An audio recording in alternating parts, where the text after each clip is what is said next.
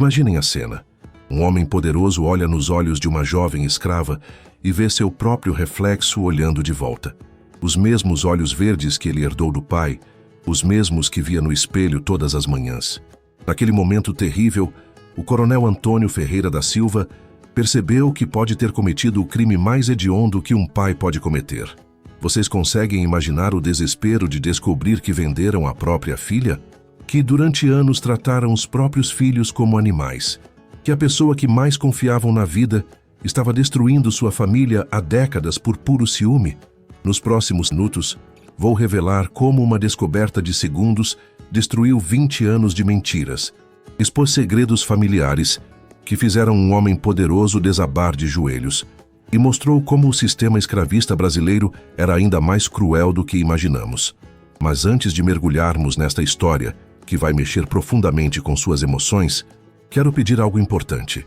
Me digam aí nos comentários de que cidade e estado vocês estão assistindo, porque esta tragédia que aconteceu no coração de Pernambuco em 1842 revela segredos sobre nossa formação como povo que vão fazer vocês questionarem tudo o que aprenderam sobre escravidão no Brasil.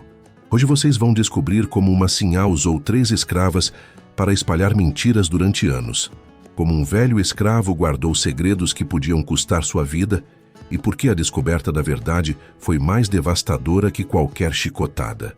Era março de 1842, quando o destino bateu à porta do engenho São Bento. E o que começou como um negócio rotineiro de compra de escravos se transformou na tragédia familiar mais chocante que Pernambuco já presenciou. O engenho São Bento era uma das propriedades mais prósperas de Pernambuco no ano de 1842. Suas terras se estendiam por mais de 2 léguas, cobertas pelos verdes canaviais que balançavam ao vento nordestino como um mar infinito de riqueza.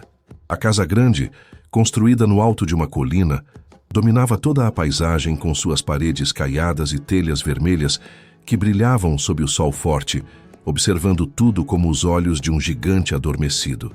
Coronel Antônio Ferreira da Silva era o deus absoluto desse pequeno reino de cana e suor. Aos 53 anos, ainda mantinha a postura imponente que o tornara respeitado e temido por toda a região. Homem alto, de bigode grisalho bem aparado, carregava sempre o ar de quem nascera para mandar e nunca conhecera o gosto amargo da desobediência. Seus olhos verdes, herança dos antepassados portugueses, tinham um brilho que podia ser tanto generoso quanto cruel, dependendo de seu humor e das circunstâncias do momento. O coronel acordava todos os dias às 5 da manhã para acompanhar pessoalmente os trabalhos do engenho. Caminhava pelas plantações montado em seu cavalo baio, verificando se os escravos estavam cumprindo suas tarefas com a dedicação que ele exigia. Conhecia cada canto da propriedade, cada árvore, cada construção, cada escravo pelo nome e pela produtividade. Sabia exatamente quantos sacos de açúcar sua moenda produzia por semana e quantas arrobas de melado eram estocadas nos depósitos esperando pelos navios que partiam para Lisboa. Era um homem de hábitos bem definidos e rotinas que ninguém ousava interromper. Almoçava sempre ao meio-dia na varanda da Casa Grande, degustando os pratos preparados por Benedita, a cozinheira que veio da costa da mina e sabia temperar como ninguém os peixes do rio e a carne de porco criado no próprio engenho. Após o almoço, recolhia-se para a sesta sagrada, acordando só no meio da tarde para retomar as atividades com a mesma energia da manhã. O coronel possuía mais de 400 escravos, número que o colocava entre os maiores proprietários da província e lhe dava um poder que poucos homens conheciam. Havia os que trabalhavam nos canaviais, curvados sob o sol escaldante desde o nascer até o pôr do dia. Havia os que operavam a moenda, alimentando as máquinas com as canas cortadas numa dança perigosa entre homem e engrenagem. Havia os que cuidavam dos animais, os que construíam e reparavam as edificações, e os que serviam na Casa Grande com o silêncio discreto que se esperava dos bons criados. Mas o coronel tinha suas preferências particulares que todos conheciam, mas ninguém comentava abertamente. Sempre se interessou mais pelas escravas jovens e bonitas que trabalhavam próximo à casa. Não era segredo para ninguém no engenho que ele costumava visitar as senzalas durante a madrugada, quando as estrelas eram suas únicas testemunhas. Os outros senhores da região faziam o mesmo. Era considerado normal, até mesmo esperado, que um homem poderoso exercesse seus direitos sobre suas propriedades humanas. Dona Mariana, sua esposa há 28 anos, fingia não saber desses hábitos noturnos, com uma elegância que só as mulheres da alta sociedade colonial conseguiam manter. Durante o dia, ela se ocupava com a administração da Casa Grande, supervisionando as mucamas, organizando os jantares para os convidados ilustres e cuidando da educação refinada da filha Isabel. Era uma mulher elegante, de porte nobre, que sabia manter as aparências da sociedade colonial, mesmo quando seu coração sangrava em silêncio. O casal tinha 2 filhos legítimos. O mais velho, Joaquim Antônio, estava com 26 anos estudando Direito na Universidade de Coimbra, em Portugal. Era o orgulho do pai, destinado a herdar não apenas o engenho, mas também todo o prestígio da família Ferreira da Silva. A caçula, Isabel Maria, tinha 18 anos e era considerada uma das moças mais belas da província. Cabelos escuros como a noite, pele alva como porcelana, e olhos que tinham herdado a mesma cor verde intensa do pai. Uma beleza que fazia homens poderosos viajarem léguas só para vê-la sorrir. O coronel adorava a filha com uma devoção que chegava a preocupar Dona Mariana às vezes. Isabel tinha estudado com as freiras do convento de Santa Clara, no Recife, e sabia ler, escrever, tocar piano como um anjo e falar algumas palavras em francês com sotaque perfeito. Era educada para se casar com algum filho de fazendeiro rico ou talvez um comerciante próspero da capital, alguém que pudesse manter o status da família. Aos domingos, toda a família ia à missa na igreja de São Bento, na vila próxima. O coronel fazia questão de chegar montado em seu melhor cavalo, seguido pela carruagem onde viajavam a esposa e a filha, como rainhas em procissão. Era um momento de mostrar poder e riqueza para a comunidade, de lembrar a todos quem realmente mandava naquelas terras. Depois da missa, sempre havia almoços na casa de outros fazendeiros ou visitas de negócios que se estendiam pela tarde, fortalecendo os laços que mantinham a elite unida. Durante a semana, o engenho funcionava como uma pequena cidade próspera e organizada. Havia a casa do feitor, português de nome Manuel Teixeira, responsável por supervisionar o trabalho dos escravos nos canaviais com punho de ferro. Havia a casa do carpinteiro, a do ferreiro, a capela, onde o padre rezava a missa uma vez por mês para salvar as almas de todos. E havia, claro, as fileiras de senzalas onde viviam os cativos que faziam a riqueza do coronel crescer a cada safra, a cada gota de suor derramada na terra vermelha de Pernambuco. A vida no engenho São Bento seguia o ritmo das estações e dos trabalhos como um relógio perfeito. Durante a safra, que ia de setembro a março, todo mundo trabalhava mais intensamente. O barulho da moenda ecoava dia e noite como uma música infernal, e o cheiro doce do melado se espalhava por toda a propriedade, misturado ao suor e às lágrimas. Era a época em que o coronel ficava mais tenso, fiscalizando cada detalhe da produção com olhos de falcão, porque era dela que dependia o sustento de todo aquele pequeno mundo de hierarquias e sofrimento. Mas naquela manhã de março de 1842, quando o coronel acordou para mais um dia de rotina no seu império de cana, ele não imaginava que sua vida estava prestes a ser destroçada por descobertas que mudariam para sempre sua visão sobre si mesmo, sobre sua família e sobre os anos de poder absoluto que exercera sobre centenas de vidas humanas. Uma descoberta que começaria com um simples olhar, um olhar que revelaria segredos capazes de destruir 20 anos de mentiras e transformar um senhor poderoso num homem quebrado pelo remorso. Era uma manhã de março, quando João Batista da Rocha chegou ao engenho São Bento, com sua caravana de escravos para vender. O mercador era conhecido na região por trazer sempre as melhores mercadorias, jovens fortes para o trabalho pesado, mulheres habilidosas para os serviços domésticos, crianças que podiam ser treinadas desde cedo para servir com a obediência que se esperava. O coronel estava na varanda da Casa Grande, tomando seu café matinal, quando avistou a poeira levantada pelos cavalos e carroças na estrada empoeirada. Sorriu satisfeito ao reconhecer a silhueta rechonchuda de João Batista, Precisava mesmo de mão de obra nova, pois alguns escravos mais velhos já não conseguiam acompanhar o ritmo impiedoso do trabalho e outros tinham sido vendidos recentemente por problemas de comportamento que não podia tolerar. João Batista cumprimentou o coronel com toda a cerimônia devida a um homem de sua posição e fortuna. Era um português baixinho e rechonchudo, sempre vestido com roupas escuras que escondiam as marcas do suor durante as longas viagens pelo interior. Tinha o costume de bajular seus clientes ricos com sorrisos exagerados e palavras doces, sabendo que isso abria mais facilmente os cordões da bolsa dos senhores endinheirados. Trouxe 12 escravos dessa vez, explicou o mercador com orgulho na voz. 6 homens robustos, 5 mulheres trabalhadeiras e uma jovem que era a peça mais valiosa e especial de todo o lote. João Batista fez questão de apresentá-la por último, como um comerciante experiente que guarda o melhor produto para o final da negociação. Quando o coronel viu a moça, seu mundo parou por um instante que pareceu durar uma eternidade. Ela tinha no máximo 17 anos, pele morena clara como mel dourado, cabelos crespos presos num lenço simples, mas limpo. Mas foram os olhos que o deixaram completamente atordoado e sem fôlego. Eram exatamente iguais aos seus, verdes como as folhas da cana nova, com o mesmo formato amendoado, a mesma expressão intensa que ele via no espelho toda manhã, até mesmo a mesma pequena marca dourada na íris esquerda. Por alguns segundos que pareceram horas, o coronel ficou sem conseguir falar ou respirar direito. Sentia como se estivesse olhando para um espelho mágico que refletia uma versão feminina e mais jovem de si mesmo. A moça o encarava com uma mistura de medo e curiosidade natural, sem imaginar nem por um segundo o turbilhão de emoções devastadoras que estava causando naquele homem poderoso que sempre controlara tudo e todos. O coronel, visivelmente abalado e tentando disfarçar o tremor na voz, perguntou o nome da escrava e pediu mais informações sobre sua origem.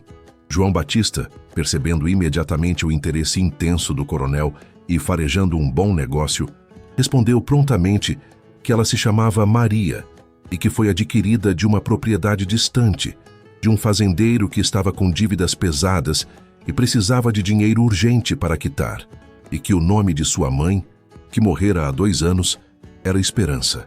Foi então que as lembranças começaram a voltar como uma enxurrada violenta que ameaçava afogá-lo. O coronel se lembrou perfeitamente de Esperança, uma escrava que chegou ao engenho há exatos 20 anos, vinda da Bahia. Ela tinha sido comprada de um senhor que estava falindo após uma série de safras ruins. Era diferente das outras desde o primeiro momento. Tinha uma beleza serena e natural, uma inteligência brilhante nos olhos que o fascinou e perturbou desde que a viu pela primeira vez.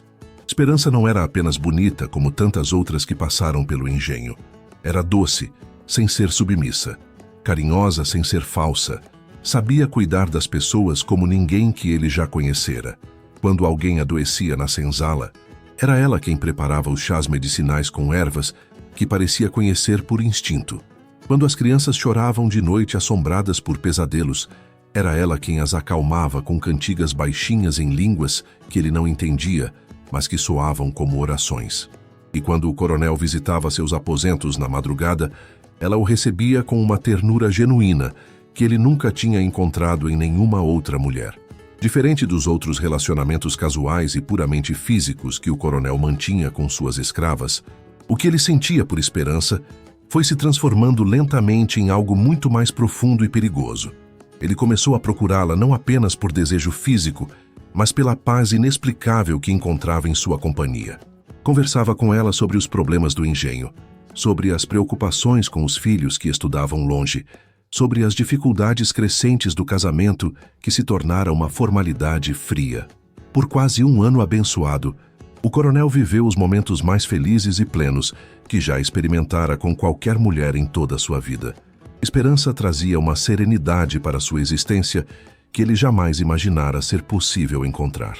Ela o fazia rir com suas histórias simples sobre a vida na senzala, o aconselhava com uma sabedoria natural quando ele compartilhava seus problemas mais íntimos e o amava com uma intensidade que ele nunca suspeitara que uma escrava pudesse sentir por seu senhor. Mas então começaram os problemas que destruiriam essa felicidade para sempre. Dona Mariana passou a reclamar de Esperança constantemente, sempre encontrando defeitos no trabalho dela.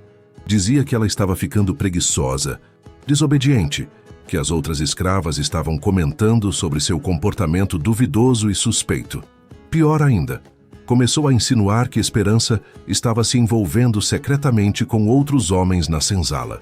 O coronel, incrédulo e desesperado com essas acusações contra a mulher que amava, procurou o feitor Manuel Teixeira para confirmar as informações perturbadoras.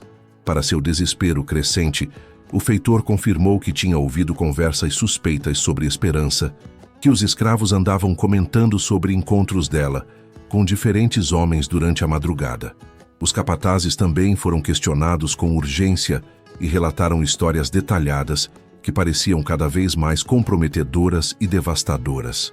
Quando o coronel interrogou diretamente algumas escravas de confiança da Casa Grande, mulheres que ele considerava leais e honestas, todas confirmaram as histórias terríveis com detalhes que soavam verdadeiros.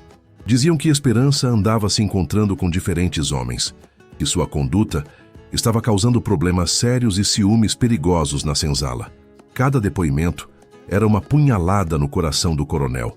Cada confirmação destruía um pouco mais a imagem da mulher que ele amava mais que a própria esposa legítima.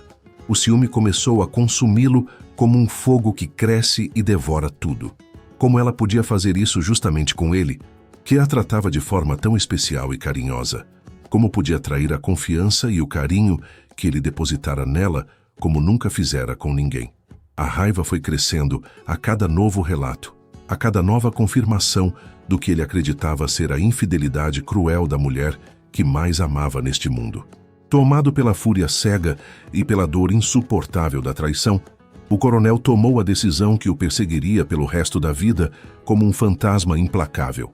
Ordenou que Esperança fosse vendida imediatamente para o primeiro comprador que aparecesse. Não queria nem olhar para ela. Não queria ouvir explicações ou súplicas.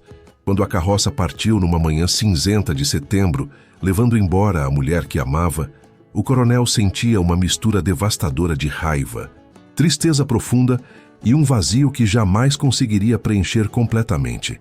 Ele nunca soube o que aconteceu com Esperança depois da venda forçada.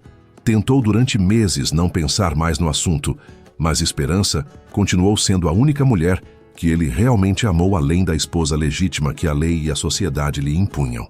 Às vezes, durante as noites de insônia, se perguntava onde ela estaria, se estava bem tratada em alguma fazenda distante, se ainda se lembrava dos momentos únicos que viveram juntos. Mas agora, olhando para aquela jovem de olhos verdes idênticos aos seus, uma suspeita terrível começava a tomar forma em sua mente como uma tempestade que se aproxima. Será que era possível que Esperança estivesse grávida quando foi embora e ele nunca soube dessa verdade devastadora? Será que aquela moça linda à sua frente poderia ser sua filha, vendida como escrava comum sem que ele jamais imaginasse a realidade mais cruel de todas? O coronel sentia as pernas bambas e o coração disparado.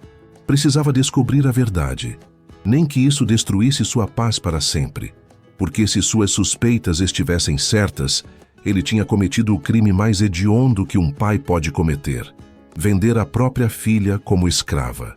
O coronel não conseguiu negociar nada. Disse ao mercador João Batista que estava interessado, mas precisava de algumas horas para organizar o pagamento correto. O comerciante, satisfeito com a resposta positiva e farejando um bom lucro, concordou em aguardar até o final da tarde sem pressa. Enquanto os visitantes se acomodavam na sombra fresca da varanda, o coronel se retirou com o coração martelando no peito. Mas o coronel não foi buscar dinheiro nenhum. Tinha uma missão muito mais urgente e desesperadora. Precisava descobrir a verdade sobre aquela moça de olhos verdes, nem que isso destruísse sua paz para sempre. A suspeita estava corroendo sua alma como ácido, e ele não conseguiria viver mais um dia sem saber se tinha vendido a própria filha. Foi direto às senzalas procurar o velho Joaquim, cambaleando como um homem ferido. Joaquim morava no engenho há mais de 40 anos. Todos o veneravam pela sabedoria acumulada e pelo jeito discreto de guardar segredos que podiam custar vidas. Se alguém sabia das coisas antigas e escondidas da fazenda, era ele. Encontrou Joaquim consertando uma rede debaixo de uma árvore frondosa, como fazia todas as tardes. O velho levantou os olhos cansados quando viu o patrão se aproximando com uma expressão que nunca tinha visto antes. Uma mistura de desespero, medo e súplica que não combinava nada com a autoridade costumeira do senhor. Era raro o coronel vir às senzalas naquele horário e, mais raro ainda, ele estar tremendo e suando frio daquele jeito. O coronel foi direto ao ponto, sem rodeios ou cerimônias. Falou sobre a moça de olhos verdes que o mercador trouxera, sobre a semelhança perturbadora que o estava deixando louco. Queria saber se Joaquim se lembrava de alguma coisa sobre Esperança, se ela tinha saído grávida dali 20 anos atrás. Sua voz tremia de uma forma que o velho nunca tinha ouvido antes. Joaquim ficou em silêncio por longos segundos, que pareceram eternos, olhando fundo nos olhos desesperados do patrão. Suas mãos enrugadas pararam de trabalhar na rede. O velho negro baixou a cabeça, como se estivesse travando uma batalha interna violenta, decidindo se devia abrir a boca ou levar aquele segredo terrível para o túmulo junto com tantos outros. O coronel, vendo a hesitação evidente de Joaquim, sentiu o desespero tomar conta completamente. Suas pernas fraquejaram e ele caiu de joelhos na terra vermelha bem na frente do escravo. Suas lágrimas começaram a cair, molhando o chão seco enquanto implorava com a voz quebrada. Disse que precisava saber a verdade, que não aguentava mais aquela dúvida destruindo ele por dentro, que se Joaquim tinha algum carinho por ele, depois de 40 anos juntos, contasse o que sabia sobre Esperança. Joaquim olhou para aquele homem poderoso ajoelhado à sua frente, chorando como uma criança perdida, e sentiu o coração se partir. Depois de 40 anos servindo a família, vendo o menino Antônio crescer e se tornar senhor, não conseguia mais esconder a verdade que carregava como um fardo pesado no peito há tantos anos. O velho suspirou profundamente, como quem está prestes a confessar um pecado mortal. Suas mãos tremiam quando finalmente decidiu falar. Confirmou que sim. Esperança estava grávida quando foi vendida. Ele sabia porque foi quem ajudou ela quando passou mal algumas vezes na senzala. Ela estava com uns 3 meses, mas escondendo de todo mundo porque tinha medo terrível do que podia acontecer com ela e com a criança. O coronel sentiu o mundo girar violentamente ao seu redor. Suas pernas ficaram bambas e ele teve que se apoiar no tronco da árvore para não desabar completamente. Era verdade, então. Tinha vendido a própria filha, sem saber. A menina que estava ali sendo oferecida como mercadoria humana era do seu sangue. Era parte dele que foi arrancada e jogada no mundo sem proteção. Mas Joaquim ainda não tinha terminado sua confissão devastadora. O velho olhou em volta para ter certeza absoluta de que ninguém estava ouvindo, e então continuou com a voz cada vez mais embargada de emoção. Revelou que aquela não foi a primeira vez. Durante todos esses anos, sempre que alguma escrava ficava grávida do coronel, a mesma coisa acontecia. E quem armava tudo era a própria Sinhá.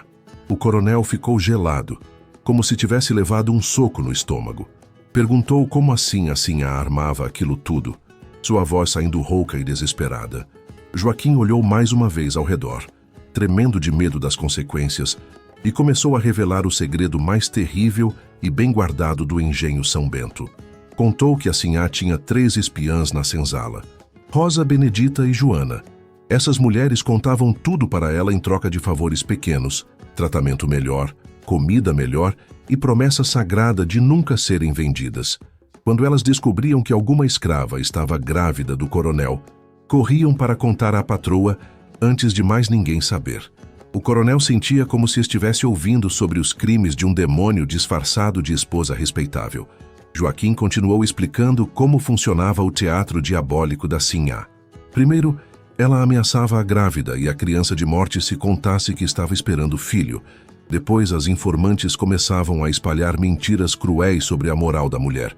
Diziam para todo mundo que ela andava se encontrando com vários homens, que estava causando problemas e ciúmes na senzala, que era uma perdida sem vergonha.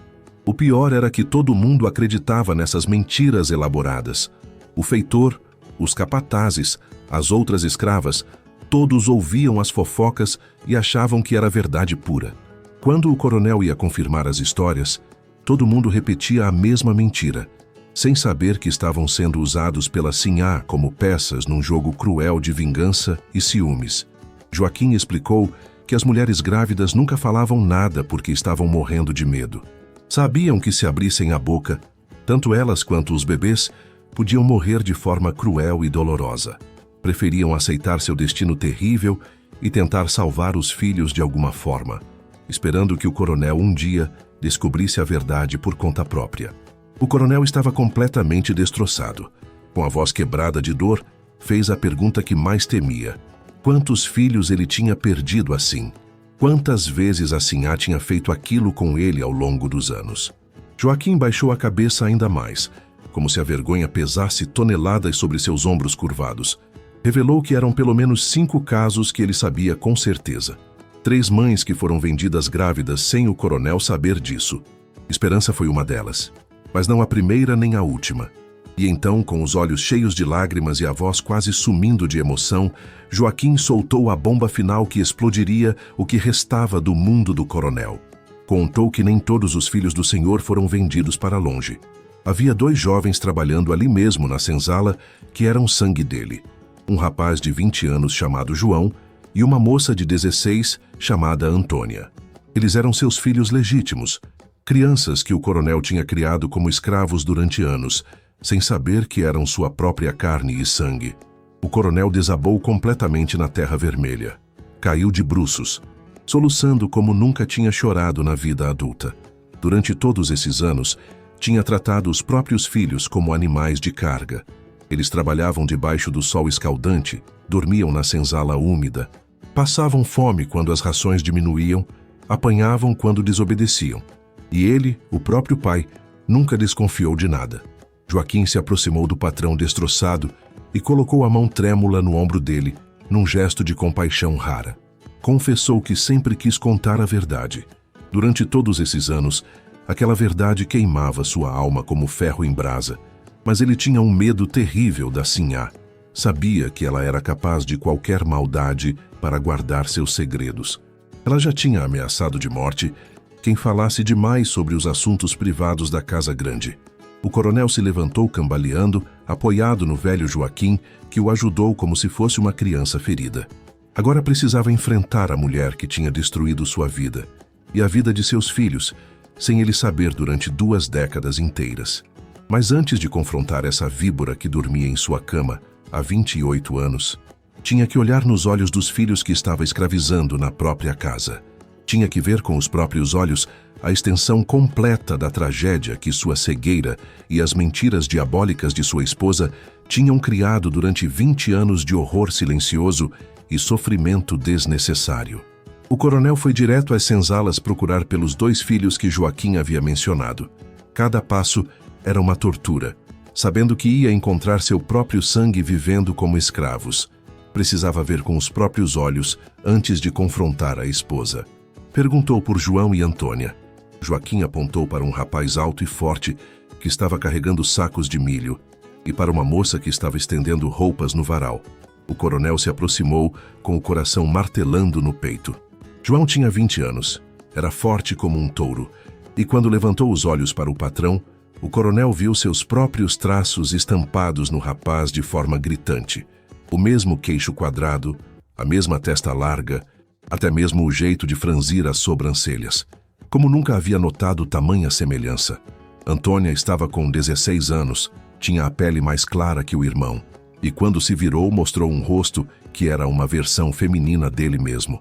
Tinha o mesmo formato do rosto da filha Isabel, e o mesmo jeito elegante de se portar, mesmo vestindo os trapos da senzala. O coronel ficou ali alguns minutos, tentando controlar a raiva que crescia dentro dele como lava fervente. Esses 2 jovens tinham passado a vida inteira trabalhando para o próprio pai, dormindo na senzala gelada, comendo sobras, apanhando quando desobedeciam. E ele, cego pelas mentiras da esposa, nunca desconfiou de nada. Saiu dali caminhando como um homem possuído. Agora era hora de enfrentar a mulher que tinha armado toda essa tragédia. Entrou na Casa Grande procurando por Dona Mariana. Encontrou ela na sala de costura, bordando tranquilamente, como se fosse apenas mais um dia comum. Quando ela viu a expressão do marido, gelou na cadeira. Nunca tinha visto o coronel com aquela cara de ódio puro, com os olhos verdes brilhando perigosamente. Ele parou na frente dela e exigiu que explicasse as mentiras que inventou sobre Esperança há 18 anos. Dona Mariana tentou fingir inocência, abrindo os olhos com surpresa teatral. Disse que não sabia do que ele estava falando. Mas a voz trêmula a entregou completamente, e suas mãos começaram a tremer, segurando a agulha de bordar. O coronel explodiu. Gritou que sabia de tudo, que ela tinha armado para que ele vendesse a própria filha, que tinha usado Rosa, Benedita e Joana para espalhar mentiras, que tinha ameaçado mulheres grávidas de morte. Sua voz ecoou pela casa inteira. Dona Mariana tentou se levantar, mas as pernas não a sustentaram.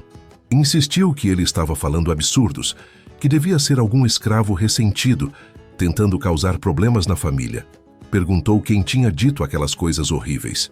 O coronel revelou que foi Joaquim, 40 anos de lealdade, que ela achava que ele ia inventar uma história dessas. Ordenou que parasse de mentir. Disse que já tinha visto João e Antônia na senzala, que tinha visto os próprios filhos sendo escravos na própria casa. Dona Mariana empalideceu, mas continuou resistindo. Argumentou que, mesmo que fosse verdade, uma esposa tinha direito de proteger seu casamento, que ele não podia culpá-la por tentar manter a família unida. O coronel segurou os braços dela com força, olhando direto em seus olhos. Exigiu saber quantas outras vezes ela tinha feito isso, quantos outros filhos dele ela tinha destruído com suas mentiras diabólicas. Ela tentou se soltar, reclamando que ele estava machucando, mas o coronel não largou, gritando para que respondesse quantas outras mães ela tinha vendido grávidas, quantos outros filhos dele ela tinha separado. Dona Mariana finalmente desabou, vendo que não tinha mais como escapar. Com lágrimas descendo pelo rosto, começou a confessar entre soluços. Foram 5 ao todo. O coronel exigiu os nomes. Ela revelou Clemência, que trabalhava na lavanderia. Tinha espalhado que ela destruía roupas de propósito e era preguiçosa. O coronel acreditou e vendeu ela grávida de 4 meses para um engenho na Bahia. Depois foi Antônia, uma escrava da casa que engravidou quando Isabel ainda era pequena. Inventou história sobre roubo de comida da despensa. O coronel vendeu ela grávida de 3 meses para uma fazenda em Alagoas. Francisca e Luísa completavam a lista macabra. Sempre usava o mesmo método: mentiras sobre moral duvidosa ou roubos. O coronel sempre acreditava porque as evidências pareciam tantas e vindas de fontes diferentes. O coronel largou os braços dela e começou a andar pela sala como animal enjaulado. 5 filhos que ela tinha feito ele vender ou manter como escravos. Como ela conseguiu dormir durante todos esses anos, sabendo do que tinha feito? Dona Mariana tentou se justificar através das lágrimas. Disse que fez por amor, que não conseguia ver o marido se afeiçoando às escravas, que uma esposa tinha direito de lutar pelo marido. O coronel riu com amargura. Amor? Chama isso de amor? Separar pai de filhos? Vender crianças inocentes? Ela mentiu desesperadamente, dizendo que não sabia que iam sofrer tanto, que pensou que teriam vida boa em outras fazendas. O coronel parou na frente dela novamente. Queria saber especificamente sobre Esperança. Por que ela foi diferente? Por que o plano mais cruel de todos? Dona Mariana desabou completamente. Entre soluços incontroláveis, confessou a verdade que carregava como peso mortal. Disse que percebeu que ele estava se apaixonando por Esperança de verdade. Não era só desejo como com as outras, era amor real. Ele sorria quando falava dela. Ficava mais feliz depois das visitas. Quando descobriu que Esperança estava grávida, foi como se o mundo estivesse acabando. Aquela criança seria a prova viva do amor que ele sentia por outra. Não conseguia aceitar que o marido amasse uma escrava mais que a esposa legítima. O coronel estava devastado. A mulher que ele tinha respeitado durante décadas era capaz de crueldades inimagináveis. Dona Mariana gritou desesperadamente que estava em desespero. 28 anos de casamento, e ele nunca a olhou do jeito que olhava para a Esperança. Nunca a amou de verdade. O coronel perguntou se ela achava que mentiras e crueldade iam conquistar amor. Dona Mariana desabou em choro, vendo toda a sua vida ruir. O coronel a deixou chorando e saiu. Agora precisava voltar onde João Batista esperava. Tinha que comprar a própria filha e contar quem ela realmente era. Depois, precisaria decidir como reparar anos de sofrimento. Depois do confronto devastador com a esposa, o coronel teve que voltar para onde o mercador João Batista aguardava pacientemente. Com as mãos tremendo de forma incontrolável, pagou pela própria filha, a transação mais dolorosa de toda a sua vida. O mercador, satisfeito com o negócio rápido e lucrativo, partiu sem imaginar o drama dilacerante que tinha presenciado. O coronel olhou para a jovem que agora era oficialmente sua propriedade, mas que, na verdade, era sua filha perdida há 18 anos. Maria, era assim que a chamavam, a encarava com medo genuíno, sem entender por que aquele senhor poderoso chorava ao olhar para ela. Não sabia que estava diante do pai que a vendeu, sem saber quando ainda estava no ventre da mãe. A primeira coisa que o coronel fez foi chamar Maria para a varanda da casa grande. Suas lágrimas caíam sem parar enquanto tentava encontrar palavras para explicar o inexplicável. Com a voz embargada de emoção pura, contou a ela quem realmente era. Disse que Esperança foi a mulher que ele mais amou na vida e que tinha sido enganado pela esposa para vendê-la grávida 18 anos atrás. Maria desabou em lágrimas tão violentas que seu corpo inteiro tremia como folha ao vento. Durante toda a vida, cresceu ouvindo da mãe que seu pai era um senhor importante, mas que nunca poderia conhecê-lo por causa das leis cruéis da escravidão. Esperança morreu 2 anos antes nos braços da filha, levando consigo a tristeza eterna de ter sido separada do homem que amava. O coronel também chorou muito ao saber que Esperança havia morrido. Ela passou os últimos anos numa fazenda em Sergipe, sempre lembrando com saudade do tempo feliz no engenho São Bento. Nunca se casou novamente e criou Maria contando histórias sobre o pai que não podia conhecer, mas que ela dizia ter um coração bom por baixo da dureza de senhor. Maria contou entre lágrimas que a mãe falava dele todos os dias. Dizia que o senhor tinha olhos verdes como folhas novas e que quando sorria, o mundo ficava mais bonito. Dizia que a amaria muito se soubesse que ela existia. O coronel abraçou a filha pela primeira vez e os dois choraram juntos. Era um choro de anos de saudade acumulada, de amor perdido, de tempo roubado que nunca mais voltaria. Depois de contar tudo para Maria, o coronel foi buscar João e Antônia na senzala. Quando chegou lá, encontrou os dois trabalhando como sempre, sem saber que suas vidas estavam prestes a mudar para sempre. Com lágrimas nos olhos, pediu que parassem o trabalho e viessem com ele para algo muito importante. Trouxe os dois para a casa grande e, pela primeira vez na vida, sentou-se à mesa com eles como pai. O silêncio era ensurdecedor enquanto ele tentava encontrar palavras para explicar os anos de cegueira. Com a voz quebrada, explicou que eram irmãos, que tinham o mesmo sangue, que ele tinha sido enganado durante todos esses anos pelas mentiras diabólicas da esposa. João, agora com 20 anos de músculos e cicatrizes, ficou revoltado de uma forma que fez o coronel tremer de medo. Lembrou com a voz carregada de dor e raiva que o senhor o chicoteou quando ele tinha 10 anos porque quebrou um prato. Seu próprio pai o chicoteou como se fosse um animal qualquer. Antônia, de 16 anos, apenas chorava em silêncio. Suas lágrimas rolavam no chão de madeira. Era difícil demais aceitar que o homem que a castigava por desobediência durante toda a infância era seu pai de sangue. O coronel só conseguiu pedir perdão, caindo de joelhos na frente dos filhos. Repetia a palavra como uma oração desesperada, mas as palavras pareciam tão pequenas diante da imensidão do sofrimento que tinha causado. O momento mais emocionante e dilacerante foi quando os 3 irmãos se olharam nos olhos pela primeira vez, sabendo que eram família. Maria, João e Antônia tinham o mesmo jeito de inclinar a cabeça quando pensavam. Os mesmos gestos herdados do pai. Era impossível negar que eram filhos do mesmo sangue, separados pelo ódio e pelas mentiras. O coronel chamou também Isabel, sua filha legítima. A moça de 18 anos ficou chocada no início, mas seu coração puro logo se encheu de alegria genuína. Abraçou os 3 irmãos com carinho sincero, chorando de felicidade. Disse entre lágrimas que sempre sentiu que algo faltava na família, mas agora sabia o que era. Eram eles que estavam faltando. O coronel libertou oficialmente João, Antônia e Maria, assinando os documentos de alforria com as mãos trêmulas de emoção. Mas a liberdade trouxe problemas novos e inesperados. Eles não sabiam viver fora da escravidão, não tinham profissão além do trabalho braçal, não sabiam nem ler nem escrever direito. 20 anos de cativeiro tinham deixado marcas mais profundas que cicatrizes na pele. Dona Mariana, consumida pela culpa que a devorava por dentro como câncer, entrou em depressão tão profunda que parecia estar morrendo aos poucos. Parou de comer, perdeu peso drasticamente, não saía do quarto escuro, passava os dias chorando e pedindo perdão para pessoas que não estavam mais ali para ouvi-la. O remorso estava matando ela por dentro.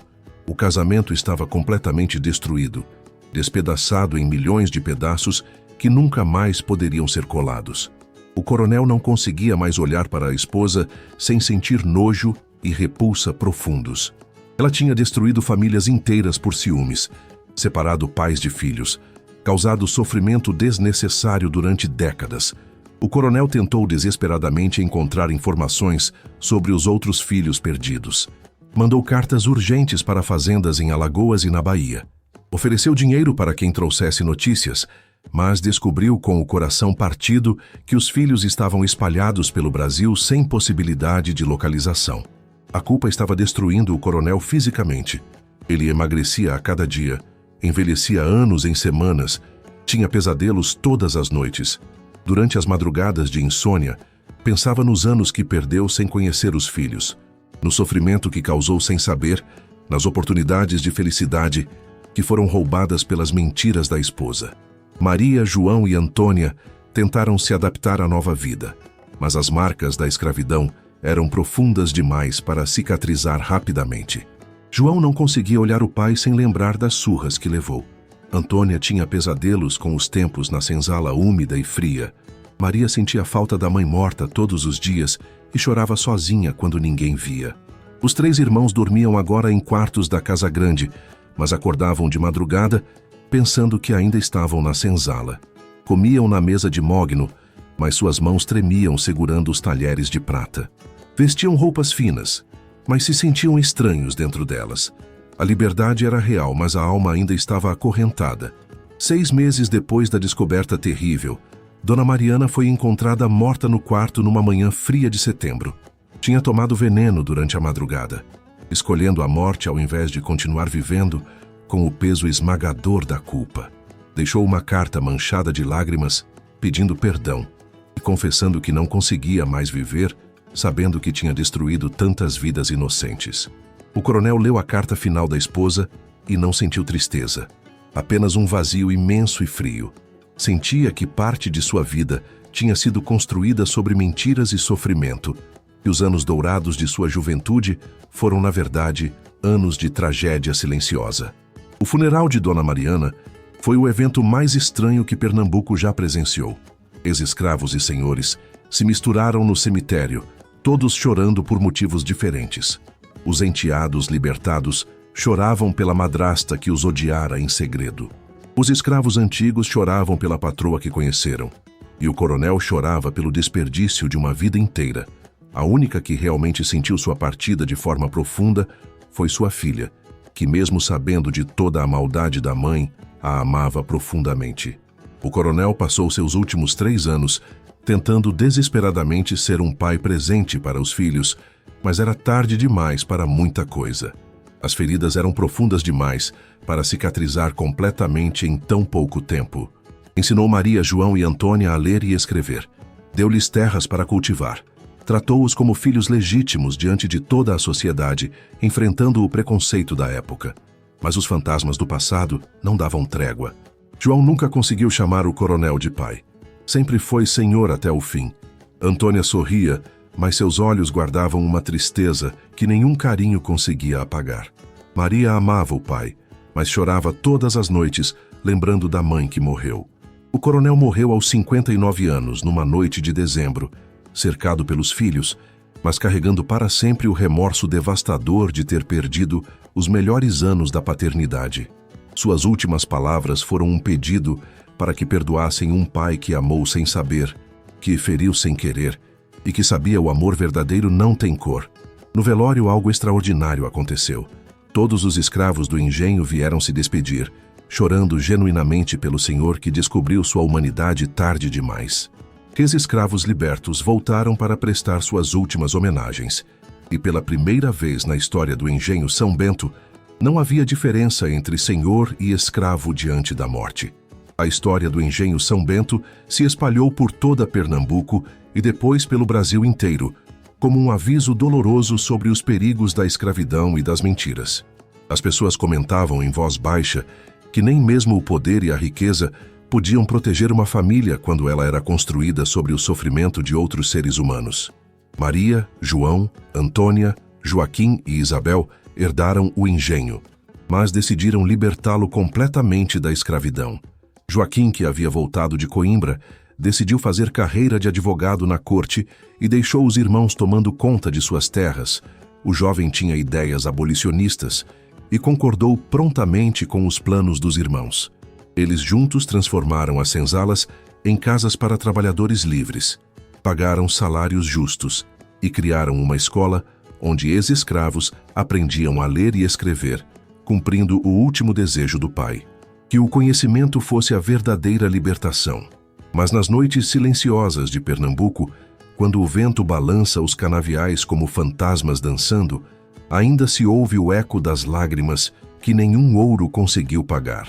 Lágrimas de um pai que descobriu tarde demais que tinha vendido a própria alma junto com os filhos. Lágrimas que lembraram ao Brasil inteiro que alguns erros são grandes demais para serem perdoados, mesmo com todo o arrependimento do mundo. Esta história do Engenho São Bento nos mostra como o sistema escravista brasileiro era ainda mais cruel do que imaginamos. Não era apenas sobre trabalho forçado, era sobre poder absoluto, manipulação psicológica e a desumanização completa de seres humanos tratados como propriedade.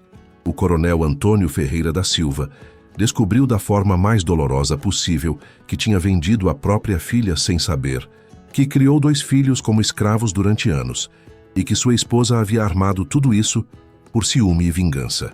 Mas o mais importante desta tragédia é entender que casos como este aconteceram milhares de vezes durante os anos de escravidão no Brasil. Quantos pais venderam filhos sem saber? Quantas famílias foram separadas por mentiras? Quantas esperanças morreram longe de casa, carregando segredos que podiam mudar vidas? A história do coronel nos lembra que mesmo quem tinha poder absoluto na sociedade colonial podia ser vítima do próprio sistema que criou, que nem ouro nem terras conseguem pagar o preço das lágrimas derramadas, e que algumas verdades, quando descobertas tarde demais, destroem mais que qualquer guerra. Por isso é tão importante conhecermos nossa verdadeira história colonial. Não para cultivarmos ódio ou ressentimento, mas para entendermos como chegamos até aqui e garantirmos que erros como estes nunca mais se repitam. Se esta história tocou vocês como tocou a mim, então vocês entendem por que é fundamental preservarmos a memória dos nossos ancestrais, tanto os que sofreram quanto os que causaram sofrimento. Porque só conhecendo toda a verdade, conseguimos construir um país mais justo. Então me contem aí nos comentários, que parte desta história mais mexeu com vocês? Vocês conhecem histórias familiares parecidas? Que outros segredos do período colonial vocês gostariam que eu investigasse para vocês? Se este vídeo despertou sua curiosidade sobre nossa história, se inscreve no canal e ativa o sininho para não perder nenhuma história que vai mexer com suas emoções. Porque toda semana eu trago histórias do Brasil colonial que mostram como nossa formação como povo foi muito mais complexa e dramática do que aprendemos na escola. E compartilha este vídeo com quem precisa conhecer nossa história.